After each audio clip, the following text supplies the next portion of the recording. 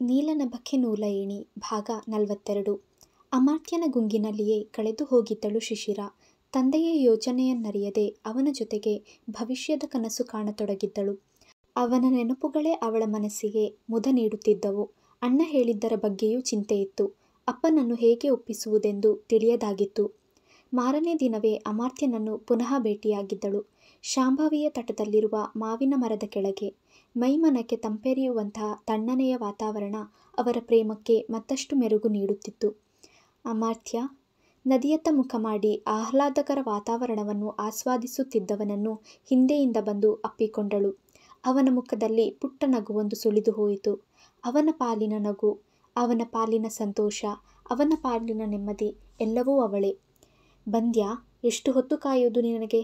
ತನ್ನ ನಡುವನ್ನಪ್ಪಿದ ಕೈಯನ್ನೆಳೆದು ಸಿಹಿ ಮುತ್ತು ಕೊಟ್ಟಿದ್ದ ಅವಳ ಕೈಗೆ. ಅಮ್ಮನಿಗೆ ಏನೇನೋ ನೆಪ ಹೇಳಿ ಬರುವುದು ಎಷ್ಟು ಕಷ್ಟ ಗೊತ್ತಾ? ನಾನು ನಿನ್ನನ್ನು ಮೀಟ್ ಮಾಡಲು ಬರುತ್ತೇನೆ ಅಂತ ಗೊತ್ತಾದರೆ ನನ್ನನ್ನು ಮನೆಯಿಂದ ಆಚೆಯೇ ಕಳಿಸುವುದಿಲ್ಲ. ಅಮಾತ್ಯ, ನೀನು ಯಾವಾಗ ನನ್ನ ಮದುವೆ ಆಗ್ತೀಯಾ? ನಾವು ಮದುವೆ ಆದರೆ ಯಾವಾಗಲೂ ಒಟ್ಟಿಗೆ ಇರಬಹುದು ಅಲ್ವಾ? ಎಂದಳು ಅವನ ಬೆನ್ನ ಮೇಲೆ ಕೆನ್ನೆಯೊತ್ತಿ. ಹೌದು ಶಿಶಿರ, ನಾನು ಈಗಲೇ ನಿನ್ನನ್ನು ಮದುವೆ ಆಗುವುದಕ್ಕೆ ರೆಡಿ ಇದ್ದೇನೆ. ಆದರೆ ನೀನೇ ಅಲ್ವಾ ಹೇಳಿದ್ದು ನನಗೆ ನನ್ನ ಅಪ್ಪ ಅಮ್ಮ ಕೂಡ ಮುಖ್ಯ ಅಂತ. ಅದಕ್ಕೆ ಅವರ ಒಪ್ಪಿಗೆಗಾಗಿ ಕಾಯುತ್ತಿದ್ದೇನೆ ಎಂದನು. ಅದೆಷ್ಟು ಪರಿಶುದ್ಧವಾಗಿತ್ತು ಅವನ ಪ್ರೀತಿ.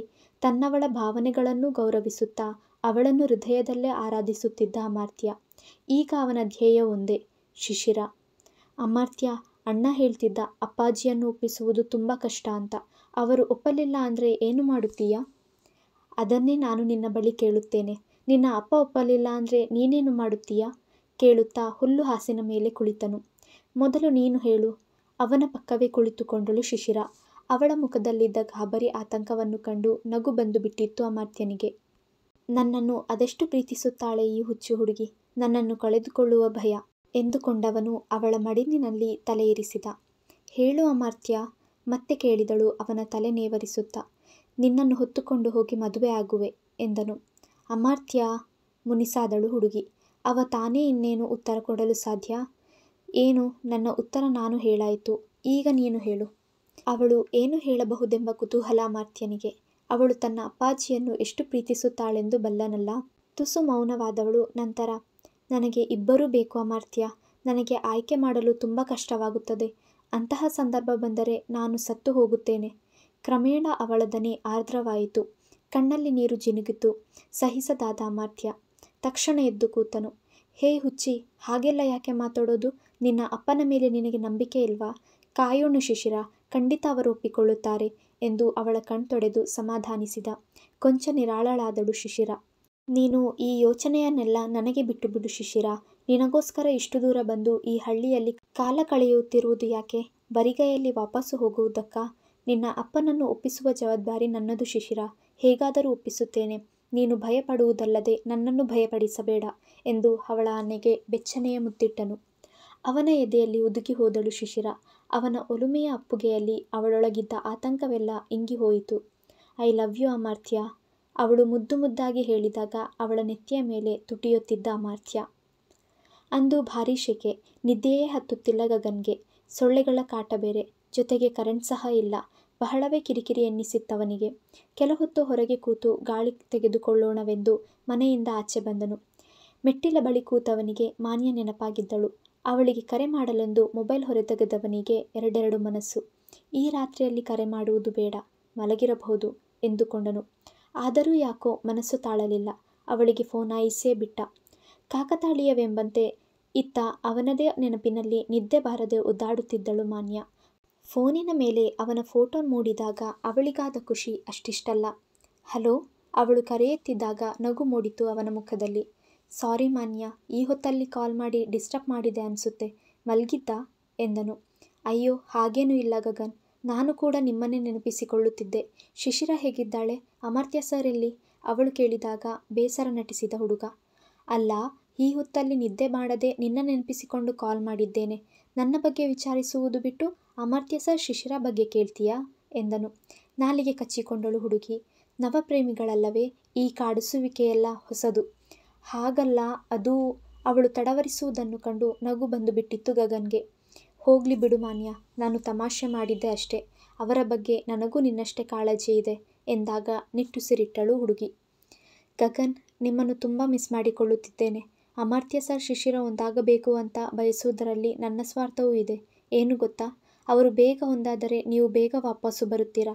ಆಗ ನಾನು ಮತ್ತೆ ನೀವು ಎಂದು ಅದೇನೇನೋ ಹೇಳುತ್ತಿದ್ದವಳು ಅರ್ಧಕ್ಕೆ ನಿಲ್ಲಿಸಿಬಿಟ್ಟಳು. ನಾಚಿಕೆಯಾಯಿತೇನೋ ಹುಡುಗಿಗೆ. ನಾನು ಮತ್ತೆ ನೀನು? ಅವಳು ಅರ್ಧ ನಿಲ್ಲಿಸಿದ ಮಾತನ್ನು ಪುನಃ ಪ್ರಶ್ನಿಸಿದ. ಏನಿಲ್ಲ, ನಾನು ಮತ್ತೆ ನೀವು ಮತ್ತೆ ಭೇಟಿಯಾಗಬಹುದು. ಅಷ್ಟೇನಾ? ಕೇಳಿದ ಗಗನ್ ತುಟಿಯಡಿ ತುಂಟ ನಗು ಹೊತ್ತು. ಹಾಂ. ಹುಡುಗಿಯ ಬಾಯಿಂದ ಮಾತುಗಳೇ ಹೊರಡುತ್ತಿಲ್ಲ. ನನಗೆ ಗೊತ್ತು ಮಾನ್ಯ, ನೀನು ನನ್ನನ್ನು ಎಷ್ಟು ಮಿಸ್ ಮಾಡ್ಕೊಳ್ತಿದ್ದೀಯಾ ಅಂತ. ಅಪ್ಪ ಅಮ್ಮನಿಗೆ ಈಗಾಗಲೇ ನಾನು ವಿಷಯ ಹೇಳಿದ್ದೇನೆ. ಅವರೂ ಒಪ್ಪಿಕೊಂಡಿದ್ದಾರೆ. ಇನ್ನೇನಿದ್ದರೂ ನೀನು ನಿಮ್ಮ ಮನೆಯವರನ್ನು ಒಪ್ಪಿಸಬೇಕಷ್ಟೆ ಎಂದನು. ಈ ಇರುವರ ಪ್ರೀತಿ ಸುಗಮವಾಗಿ ಸಾಗುತ್ತಿದೆ. ಶಿಶಿರ ಹಾಗೂ ಅಮರ್ತ್ಯನಿಗಿರುವಷ್ಟು ತೊಡಕುಗಳಿಲ್ಲ. ವಾವ್, ಹೌದಾ? ನಮ್ಮ ಮನೆಯವರ ಬಗ್ಗೆ ಯೋಚನೆಯೇ ಮಾಡಬೇಡಿ ಗಗನ್. ನನ್ನ ಡ್ಯಾಡಿಗೆ ಒಂದೇ ಒಂದು ಮಾತು ಹೇಳಿದರೆ ಸಾಕು, ಈಗಲೇ ದಾರೆ ಎರೆದು ಕೊಡಲು ತಯಾರಾಗಿ ನಿಂತು ಬಿಡುತ್ತಾರೆ. ಆದರೆ ನನ್ನ ಎಜುಕೇಷನ್ ಮುಗಿಯಲಿ ಎಂದು ಕಾಯುತ್ತಿದ್ದೇನೆ ಅಷ್ಟೇ. ಅವಳ ಮಾತಿನಲ್ಲಿದ್ದ ಉದ್ವೇಗ ಸಂತೋಷವನ್ನು ಕಂಡು ಚಂದದ ನಗುವರಳಿಸಿದ ಗಗನ್. ಪರವಾಗಿಲ್ಲ ಮಾನ್ಯ, ನಾನು ಕಾಯುತ್ತೇನೆ. ಮೊದಲು ನಿನ್ನ ಎಜುಕೇಷನ್ ಮುಖ್ಯ ಎಂದನು. Thank you so much. ಇದೇ ಖುಷಿಗೆ ಏನೂ ಇಲ್ವಾ? ಅವನು ಮೋಹಕ ದನಿಯಲ್ಲಿ ಕೇಳಿದಾಗ ಹುಡುಗಿ ಕಕ್ಕಾಬಿಕ್ಕಿ. ಏನು? ಮತ್ತೆ ಅವನನ್ನೇ ಮರುಪ್ರಶ್ನಿಸಿದಳು. ಅದೇ, ಸ್ವೀಟಾಗಿ ಏನಾದರೂ ಕೊಡಬಹುದಲ್ಲ? ಸೀದಾ ಸಾದ ಹುಡುಗ ಪೋಲಿಯಾಗಿದ್ದಾನೆ. ಎದುರಿದ್ದರೆ ಮತ್ತೇನು ಕೇಳುತ್ತಿದ್ದನು? ಈ ರಾತ್ರಿಯಲ್ಲಿ ಏನು ನಿಮ್ಮದು? ಸುಮ್ಮನೆ ಮಲ್ಕೊಳ್ಳಿ ಹೋಗಿ. ನಾಚಿಕೆ ಅಡಗಿಸುತ್ತಾ ತುಸು ಜೋರಾದಳು ಮಾನ್ಯ. ಪರವಾಗಿಲ್ಲ, ನಾನು ಕೊಟ್ಟರೆ ತಗೋತೀಯಾ? ಅವನ ತುಂಟಾಟಗಳ ಪರಿಚಯವಿಲ್ಲದ ಹುಡುಗಿ ಸುಸ್ತು. ಅಲ್ಲಿನ ಮೌನವನ್ನು ಒಪ್ಪಿಗೆ ಎಂದು ತಿಳಿದು ಫೋನಿಗೆ ತುಟಿಯೊತ್ತಿ ಮನದನ್ನೆಗೆ ಮೇಘ ಸಂದೇಶದಂತೆ ಮುತ್ತೊಂದನ್ನು ರವಾನಿಸಿದ್ದನು. ಅಷ್ಟರಲ್ಲೇ ಬರಬೇಕಿತ್ತೆ ಅಮರ್ತ್ಯ. ಅವನು 2 ಬಾರಿ ಕೆಮ್ಮಿದ ತಕ್ಷಣ ತನ್ನ ಫೋನನ್ನು ಅಡಗಿಸುತ್ತಾ, ಓ ಸರ್, ನೀವು ಯಾವಾಗ ಬಂದ್ರಿ ಎಂದನು. ಡೋಂಟ್ ವರಿ, ನಿನ್ನ ಮಾತುಗಳನ್ನು ನಾನು ಕೇಳಿಸಿಕೊಂಡಿಲ್ಲ. ನಾನು ಈಗಷ್ಟೇ ಬಂದೆ. ಒಳಗೆ ನಿದ್ದೆ ಬರುತ್ತಿರಲಿಲ್ಲ. ತುಂಬ ಶೆಕೆಯಾಗಿತ್ತು. ಅದಕ್ಕೆ ಹೊರಗೆ ಬಂದೆ ಎನ್ನುತ್ತಾ ಅವನ ಪಕ್ಕ ಬಂದು ಕುಳಿತುಕೊಂಡನು ಅಮರ್ತ್ಯ. ಅವನನ್ನು ಸ್ನೇಹಿತನಂತೆಯೇ ಕಾಣುತ್ತಾನೆ ಅಮರ್ತ್ಯ. ಹೌದು ಸರ್, ನನಗೂ ನಿದ್ದೆಯೇ ಬರಲಿಲ್ಲ ಎಂದನು. ಗಗನ್, ಪ್ಲೀಸ್, ನೀನು ಇಲ್ಲಿ ಇರುವುದು ಬೇಡ. ನೀನು ನನಗೋಸ್ಕರ ಇಷ್ಟೆಲ್ಲ ಕಷ್ಟ ತೆಗೆದುಕೊಳ್ಳುವ ಅವಶ್ಯಕತೆ ಇಲ್ಲ. ಪ್ಲೀಸ್ ಹೊರಟು ಹೋಗು. ಮಾನ್ಯ ನಿನಗೋಸ್ಕರ ಕಾಯುತ್ತಿರಬಹುದಲ್ವಾ? ನೀನು ಈಗಾಗಲೇ ನನಗೋಸ್ಕರ ಸಾಕಷ್ಟು ಮಾಡಿದ್ದೀಯಾ.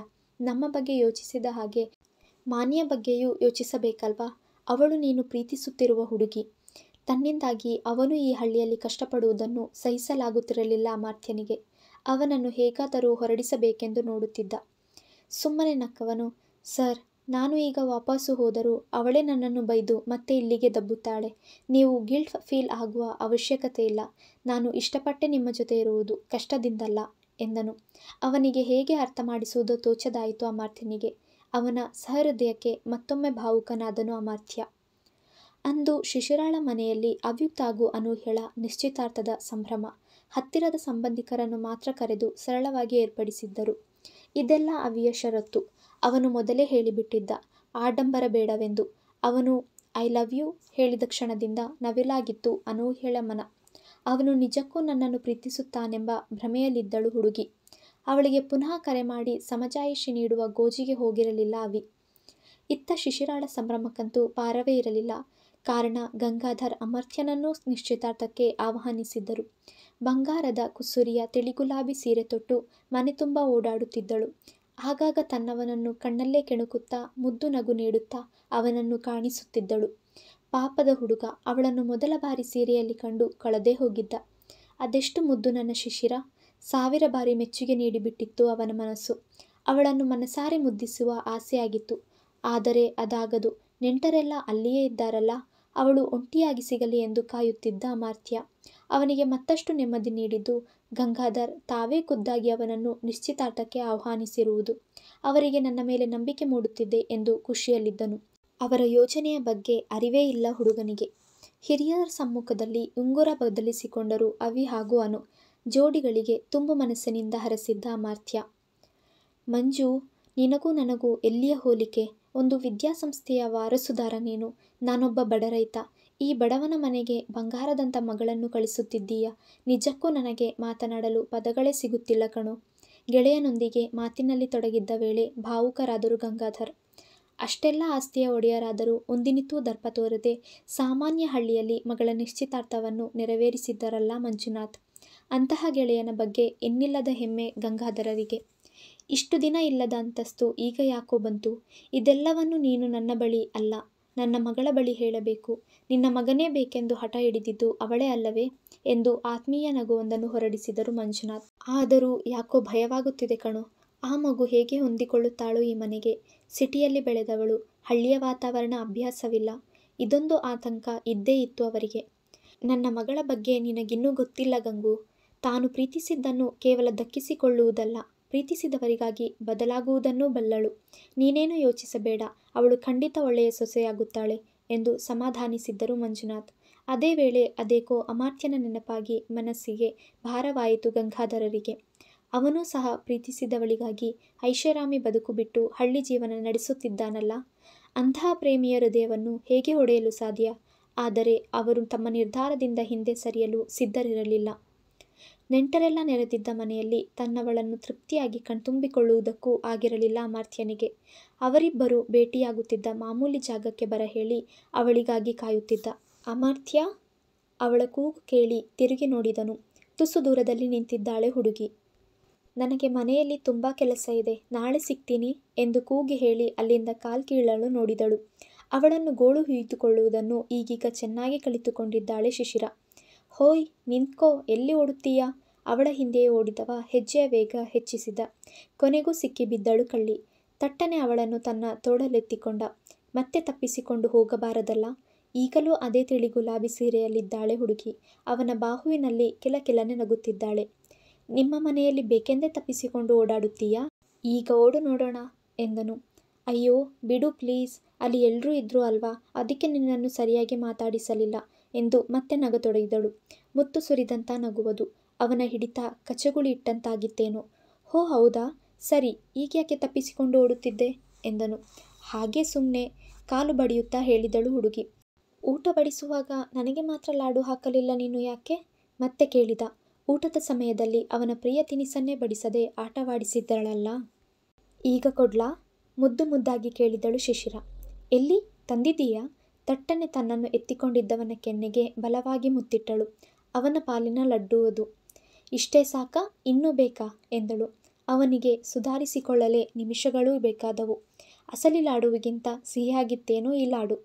ಊಹು ಸಾಲಲಿಲ್ಲ. ಲಾಡು ನನ್ನ ಫೇವ್ರೆಟ್, ಒಂದಕ್ಕೆಲ್ಲ ಸಾಲುವುದಿಲ್ಲ.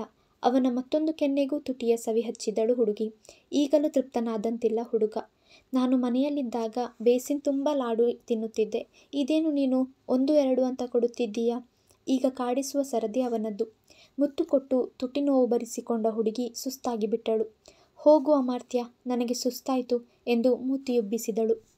ತನ್ನ ತೋಳಲ್ಲಿದ್ದ ಹುಡುಗಿಯನ್ನು ಮನಸ್ಸೋ ಇಚ್ಛೆ ಮುದ್ದಿಸಿ ಅವಳ ಮೂಗಿಗೆ ತನ್ನ ಮೂಗುಚ್ಚುತ್ತಾ, ಬರೀ ಲಾಡು ಏನು, ಮಿಠಾಯಿಯ ಅಂಗಡಿಯೇ ನನ್ನ ಬಳಿ ಇದೆ ಎಂದನು. ಅವಳೇ ಅವನ ಮಿಠಾಯಿಯ ಅಂಗಡಿ. ಮತ್ತೆ ಕಿಲಕಿಲ ನಗು ಹುಡುಗಿಯದು. ಕಳೆದೆರಡು ದಿನದಿಂದ ಬಹಳ ಅನ್ಯಮನಸ್ಕರಾಗಿದ್ದರು ಅರವಿಂದ್. ಅವರ ಭಯ ಕೊನೆಗೂ ನಿಜವಾಗಿತ್ತು. ಅಮಾತ್ಯನಿಲ್ಲದೆ ಅವರ ಬಿಸ್ನೆಸ್ ಕುಸಿಯತೊಡಗಿತ್ತು. ರೀ, ಯಾಕ್ರಿ ಇಷ್ಟು ಯೋಚನೆ ಮಾಡ್ತಿದ್ದೀರಾ? ಅವನ ಬಗ್ಗೆ ಯೋಚಿಸುವುದರಿಂದ ಹೋಗಿರುವವನು ವಾಪಸ್ಸು ಬಂದುಬಿಡುತ್ತಾನಾ? ಹೆತ್ತವರ ಹೊಟ್ಟೆ ಉರಿಸುವ ಇಂಥ ಮಕ್ಕಳು ಇದ್ದರೆಷ್ಟು ಸತ್ತರೆಷ್ಟು? ನೀವೇ ಅವನನ್ನು ಇಷ್ಟು ದಿನ ತಲೆ ಮೇಲೆ ಕೂರಿಸಿಕೊಂಡು ಮೆರೆಸಿದ್ದು. ಈಗಲಾದರೂ ಅರ್ಥ ಆಯ್ತಾ? ನಮ್ಮ ಕಷ್ಟ ಕಾಲಕ್ಕಾಗುವುದು ನನ್ನ ಮಗ ವಿಶು. ಆ ಹಾಳಾದವನ ಬಗ್ಗೆ ಚಿಂತೆ ಬಿಡಿ, ಆ ಹಳ್ಳಿಯಲ್ಲೇ ಸಾಯಲಿ. ತಗೊಳ್ಳಿ ನೀವು ಊಟ ಮಾಡಿ ಎಂದು ಒಂದೇ ಸಮನೆ ವಟಗುಟ್ಟುತ್ತಾ ಊಟ ಬಡಿಸಿದ್ದರು ಸಂಧ್ಯಾ. ಆದರೆ ಅರವಿಂದ್ರ ಕೈ ತಟ್ಟೆ ತಲುಪಲೇ ಇಲ್ಲ. ನೋಡುತ್ತಿದ್ದಂತೆ ಎದೆ ಹಿಡಿದುಕೊಂಡು ಕುಸಿದು ಬಿಟ್ಟರು. ರೀ ಕಿರುಚಿಕೊಂಡರು ಸಂಧ್ಯಾ. ಮುಂದುವರಿಯುವುದು.